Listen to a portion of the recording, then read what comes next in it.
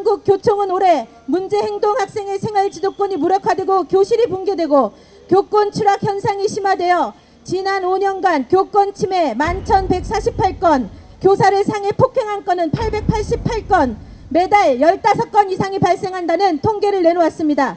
교권 침해가 심각하다는 생각을 44.5%가 하고 있으며, 저는 학생인권 조례의 황당하고 어리석은 조항 중에서 조례 제10조 휴식권, 제13조 사생활의 자유 등의 규정에 대해 발언하겠습니다. 도대체 이런 조례를 만든 교육자들은 과연 교육 전문가가 맞는지 의문입니다. 이런 조례로 인해 교내 환경이 엉망이 된다는 것을 몰랐을까요? 아니면 상관이 없었던 걸까요? 이런 조례를 만들면서 이것을 지도해야 하는 현직 선생님들과의 교류가 없었을 것입니다. 학생 입장에서만 제시하고 제한선이 없으며 교권 지도에 전제가 없는 조항입니다.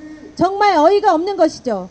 과도한 휴식 권리는 교실이 공부하는 것보다는 언제나 쉴 수 있는 공간으로 변질되었고, 성적 공개도 불가능하며 과다한 사생활의 자유는 학생들의 소지품 검사도 불가능하게 하여 교사의 학습 지도를 무기력하게 만들었습니다. 수업을 방해할 정도로 자고 드러눕고 우통을 벗고 핸드폰을 동영상을 찍고 개인 행동을 하는 등 과도한 휴식권 조례는 이런 사례들을 끊임없이 만들어냈습니다. 또한 사생활의 자유는 소지품 검사를 할 수 없게 학교에 무엇을 들고 오는지 통제가 되지 않습니다. 이것은 요즘 같은 시대에 매우 위험한 것입니다. 어린아이들은 아이들대로, 청소년은 청소년대로 학교는 안전하고 쾌적한 장소가 되어야 될 것입니다. 일탈 행위를 일삼는 아이들과 청소년들은 때론 성인들보다 무섭고 더 나쁜 사건을 일으킵니다. 술, 담배, 마약, 도박용품, 흉기, 음란물 등을 가지고 언제든 돌발 행동을 할 수 있는 것입니다. 학교 안과 학교 밖은 엄연히 달라야 되는 것입니다. 통제가 없는 권리는 이런 것입니다. 이것은 생활지도와 인성교육을 무력화시키며 질서를 지키는 보통의 학생들에게 피해를 주게 되고, 질 좋은 공교육을 받아야 누려야 할 곳이 불쾌하고 불편한 곳이 되어버립니다. 사실 직접적인 피해는 대부분의 전체 학생들과 학부모가 될 것입니다. 질서를 어지럽히는 소수의 무례하고 비상식적인 학생들에게 무제한적인 특권을 주게 되는 것이나 다름없습니다. 선생님들도 학생인권 조례로 인해 고통을 호소하고 있습니다.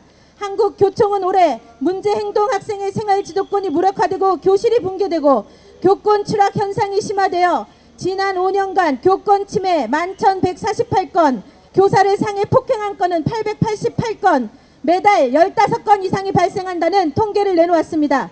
교권 침해가 심각하다는 생각을 44.5%가 하고 있으며, 그 이유로는 학생인권의 지나친 강조, 학교 교육과 교사에 대한 불신, 학생인권 옹호관과 학생인권교육센터의 학교와 교사에 대한 과도한 통제 때문이라는 것입니다. 서희초 초등학교 사건도 학생인권 조례에서 벗어날 수 없는 문제인 것입니다. 학부모도 마찬가지입니다.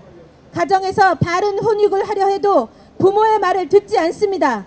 계속해서 자녀에게 신고를 당했다는 학부모가 늘어나고 있습니다. 우리 부모들도 모르는 사이 학교에서 잘못된 개념을 배웠기 때문인 것입니다. 게다가 교육청은 가정통신문에 학부모를 보호자라고 표기하라고 바꾸고 있습니다. 통제와 권위를 무시하는 우리 자녀들은 다음 세대가 아니라 다른 세대가 되어가고 있는 것입니다. 이런 자녀들이 어른이 되고 사회인이 되면 참고 인내하는 직장인이 될까요? 정상적인 사회생활이 가능할까요?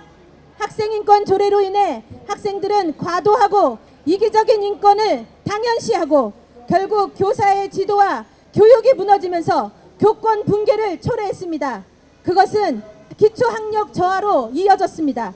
결과적으로 서울시는 전국에서 기초학력이 계속해서 꼴찌를 하고 있고, 2022년 11월 15일 더 중앙기사에는 기초학력 미달 학생들이 10년 새 6배가 증가되었다고 발표했습니다. 교육부에서 발표한 국가수준 학업 성취도 평가 2012년부터 2021년까지 11년간 학생들의 기초학력 미달률을 살펴본 결과 중학생 국영수 2012년과 비교해서 6배, 3배가 미달률이고, 고등학교 국영수는 3배 가까이 떨어진 것으로 나타났습니다. 게다가 편향적인 이념의 교과서는 개정을 기다리고 있습니다. 여러분들은 교과서가 이상하다는 생각을 이미 다 하고 계실 것입니다. 우리나라는 6.25 전쟁으로 분단되어 상처와 가난뿐인 나라였습니다. 그러나 전 세계에서 한국은 교육을 통해 성공한 그런 나라로 통했습니다. 부모님들은 훌륭한 교육열로 부강한 나라로 이끌었고 자녀 교육에 있어서만큼은 어떤 희생을 치르더라도 해냈으며 희망적이고 미래지향적이었습니다. 국가의 다른 어떤 분야보다도 교육은 퇴보해서는 절대로 안 되는 것입니다. 저는 우리나라의 높은 수준의 학문과 교육 환경이 계속되어질 줄 알았습니다. 이렇게 망가질 줄은 상상도 못했습니다. 품위 있고 교양 있는 인재를 양성해야 할 공교육이 이렇게 후진국가나 공산국가 같은 수준으로 하락할지는 정말 꿈에도 몰랐습니다. 그동안 학생인권조례의 10년은 대한민국 공교육을 퇴보시켰습니다. 공부하는 학생들의 학력을 저하시키고 사제 간의 존경과 존중은 사라지고 점점 더 이기적이고 버릇없는 세대를 양산하게 되었습니다.